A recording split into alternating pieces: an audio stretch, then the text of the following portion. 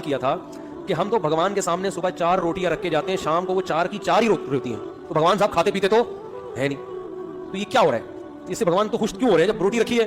تو محترم نے جواب یہ دیا کہ میں اس وقت اس کا جواب دوں گا صرف ان لوگوں کو جو سائنس اور ٹیکنالوجی کے اسٹوڈنٹس ہیں. تو میں نے جب یہ سنا میں نے کہا یار یہ کوئی بڑا ہی خاندانی جواب مارکیٹ میں آ رہا ہے, کیونکہ یہ سائنسدانوں ہی کی سمجھ میں آئے گا, ہم جیسے دیسی لوگوں کی سمجھ میں نہیں آئے گا. تو میں نے فوراً اس فیس بک کے اس کو میں نے کہا یار دیکھو یار کوئی نئی ریسرچ آئی ہے. تو میں نے پھر وہ ہمارے بے تکلف دوستوں کو کہا کہ بھگوان کے کھانے کے بارے میں رپورٹ ٹھیک ہے نا, زبردست رپورٹ پیش کی ہے. تو اس میں ارشاد یہ فرمایا کہ یہ جو سائنس اور ٹیکنالوجی کے جو طالب علم ہے, صرف ان سے بار بار 2-3 دفعہ یہ الفاظ دہرائے, تو ہم نے کہا کہ بہت ہی زبردست مسئلہ حل کیا ہوگا.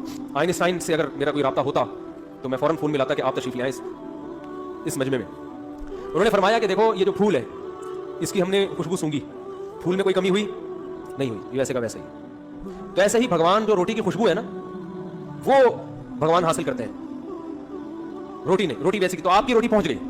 تو اس کے لیے سائنس اور ٹیکنالوجی کے جو پڑھنے والے ماہرین ہیں نا, یہ خصوصی خطاب ان سے تھا. بھگوان یا خدا یا گاڈ, یہ دنیا اس کائنات کا سب سے بڑا عہدہ ہے, یہ جس کو عہدے سے تعبیر کر لیں اگر, اس میں جو اصل خدا ہے اس کی بہت بڑی توہین ہے.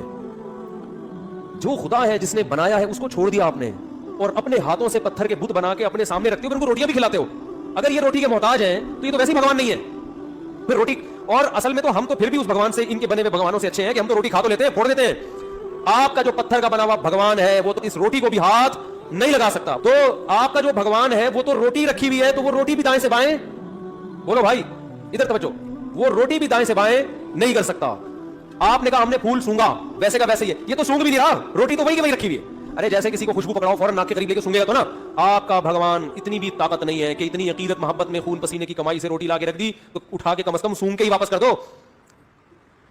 تو میرے بھائی اس پہ غضب کس کو آتا ہے؟ جس نے بنایا اس کو بھول گئے اور انہی پتھر کے بنائے ہوئے کو اس کے ساتھ شریک کر دیا. تو اس لیے اللہ نے فرمایا کہ اللہ مشرک کی مغفرت نہیں کرے گا. اللہ چاہتا ہے میرے بندے مجھ سے محبت کریں جو حقیقی معبود ہے. شکر ادا کیا کرو, اللہ نے مسلمان بنایا ہے, اللہ کے سامنے جھکتے ہیں.